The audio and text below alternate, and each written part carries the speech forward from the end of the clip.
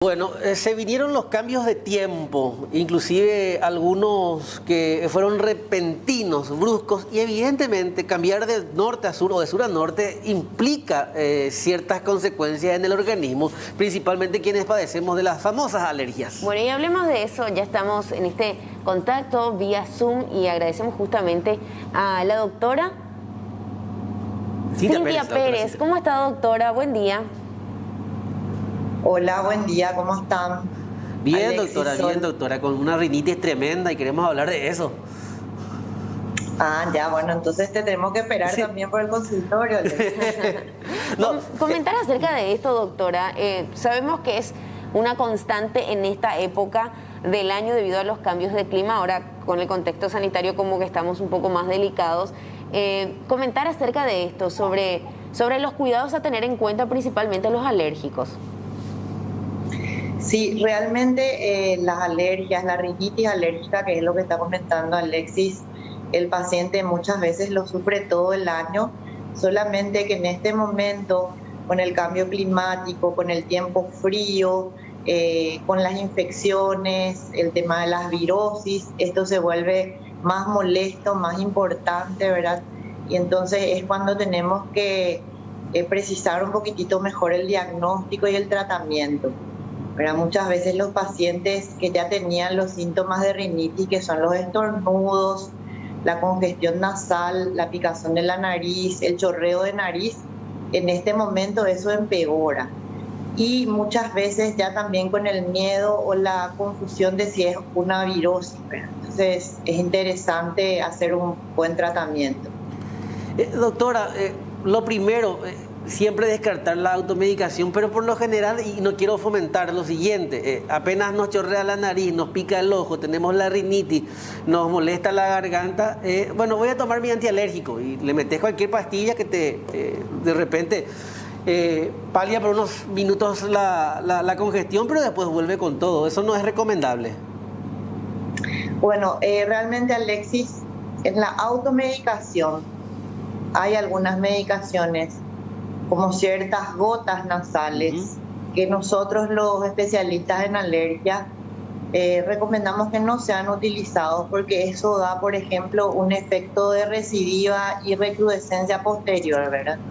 Entonces decimos que hay algunas cosas que no deberían ser automedicadas, pero los pacientes que son alérgicos, que muchas veces ya te hicieron un tratamiento y tienen ya un plan de tratamiento, porque nosotros a veces le decimos a los pacientes inclusive un plan a posterior de lo que puede hacer cuando tienen los síntomas. Entonces eso estaría bien, ¿verdad? Dentro de las medicaciones de alergia, tenemos que saber que los antialérgicos son muy comunes y tenemos que saber que algunos antialérgicos son muy buenos y producen un muy buen efecto porque actúan sobre los tejidos, en este caso el nasal, y sin embargo, sin pasar al cerebro, ¿verdad? Sin embargo, hay otros antialérgicos que pueden ser que nos corten un poco el moco de la nariz, pero nos van a producir muchos sueños, somnolencia, después a veces los adultos tienen que manejar, los niños tienen que ir a la escuela. Entonces, es importante saber cuál es la medicación correcta en el caso de que no estamos pudiendo acudir a un médico, saber cuál es la más correcta, entonces eso sería con un plan de tratamiento. Siempre es importante resaltar eso, ¿no?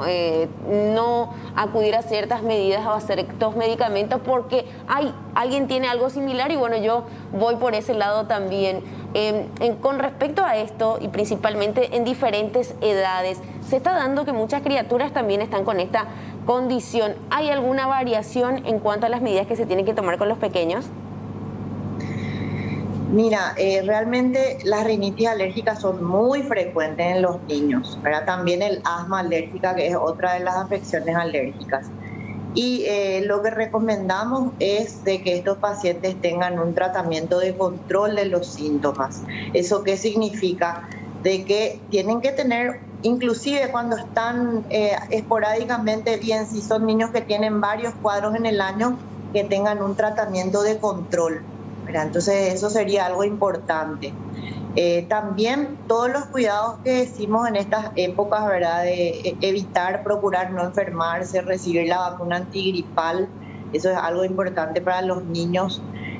También la buena alimentación, que los niños estén fuertes, sanos.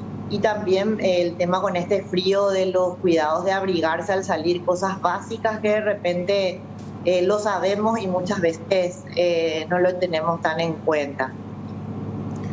Doctora, por ejemplo, la asociación de alergias, por citar un ejemplo, o sea, estamos hablando de las respiratorias, pero existen también reacciones en la piel, por ejemplo. Existen situaciones en las que ambas se conjugan. Por ejemplo, una situación bastante particular. Una vez agarré un maní del ¿cómo es que le dicen? Donde se exponen los productos a granel. Me comí 2 o 3 maní que estaban ahí y rápidamente me dio una reacción. Empezó a picar los ojos, me dio urticaria, me salieron las ronchitas, pero después ya también tenía dificultad para respirar. ¿Eso es común? Mira, que tuviste algo delicado. Sí. No pude dormir de la comezón ni de la insuficiencia respiratoria. Bueno, sabes que tuviste una anafilaxia, ¿verdad? No, ahora me estoy enterando. No consulté, me automediqué. Bueno, a lo que vos preguntaste, la persona que tiene una enfermedad alérgica muchas veces tiene otras enfermedades alérgicas. Por ejemplo, el que tiene rinitis alérgica a veces y muchas veces tiene también asma. O el que tiene asma más veces tiene rinitis alérgica. En algunos trabajos vemos que de 100 niños asmáticos, 80 tienen también rinitis alérgica. Y también las personas que tienen las afecciones respiratorias alérgicas pueden tener alergias alimentarias, como es lo que vos tenés. Al principio me hablaste de que tu nariz estás con síntomas de la nariz y ahora me contás de que tuviste una reacción. Eso fue hace mucho. Sí. Y nunca más comiste el maní, ¿verdad? Sí, suelo comer eventualmente, pero ya esa reacción. Mira, entonces hay que evaluar, porque lo que contabas, vos tuviste un problema como con la lesión de piel y te faltó el aire. Sí. Entonces cuando tenemos esos 2 síntomas, hablamos de una anafilaxia, que es una reacción potencialmente mortal de la alergia. ¿Sí? Entonces... Y te cuento que el maní es uno de los alergenos más frecuentes en los adultos, porque en los niños es más frecuente la leche, el huevo, porque eso es lo que está más expuesto, pero en los adultos el maní, los frutos secos, el pescado, también. Los mariscos. Doctora, y hablar de eso, a veces uno se expone en diferentes circunstancias, ¿verdad?, a este tipo de reacciones, porque nunca se hizo una prueba, un chequeo acerca de a qué está expuesto, o sea, a qué es alérgico. ¿Esto se realiza en todos los centros asistenciales o cómo viene la mano? Porque suena como algo un poco más complicado, ¿o no es así? ¿Cuál es el procedimiento a realizarse en estos casos? Y bueno, el procedimiento es primeramente tener una sospecha de la enfermedad. O sea, es difícil que uno vaya al alergista, al especialista y diga quiero una prueba a todo. Claro. ¿Por qué? Te explico por qué. Eso es importante que sepan de que las pruebas a veces pueden ser positivas, pero si uno no tiene ese cuadro clínico, entonces probablemente no tenga esa enfermedad. Entonces lo primero que tenemos que tener es la sospecha de esa enfermedad. Por ejemplo, Alexis cuenta que tiene una sospecha de que reaccionó a un alimento, entonces estudiar eso, ¿verdad? ¿Y cómo se hace? Se hace por medio de pruebas de alergia. Estas pruebas de alergia pueden ser en piel, que son los test cutáneos de alergia que realizamos los especialistas en alergia, o también las pruebas en sangre, que es el radioinmunoanálisis, otros métodos también que ahora mismo también contamos con el país, que son un poco más específicos, claro, y más amplios. Esto en algunas oportunidades, o sea, la consulta del especialista en alergia lo puede hacer en los hospitales donde cuenten con especialistas en esta área, en hospitales, sanatorios, ¿verdad? Tengo también colegas que están trabajando en centros de salud o en clínicas o en centros privados. Y entonces, de acuerdo a esto, se pide qué estudio es el más adecuado, ¿sí? No es que tenemos que hacernos un estudio a todos o antes de comer una cosa tenemos que ya sospechar que... A veces puede haber una sospecha, ¿verdad? De repente si hay demasiada herencia familiar de alergia.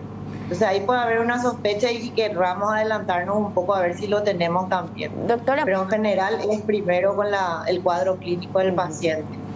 Antes de cerrar, simplemente breve para decirle a la gente, cuidados a tener en cuenta en esta época fresca que se viene, rápidamente repasar eso, así obviamente aprovechamos esto, aquellos que nos están mirando en este frente frío que se viene.